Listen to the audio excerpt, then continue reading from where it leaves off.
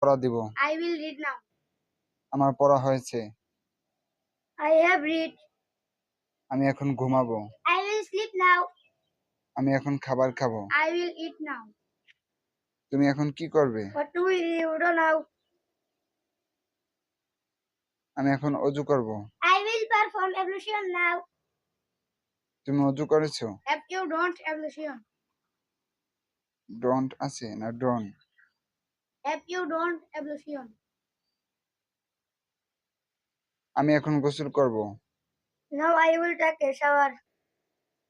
জি, আমি গোসল করেছি। Yes, I took a shower. তুমি গোসল করেছো? Are you taking a shower?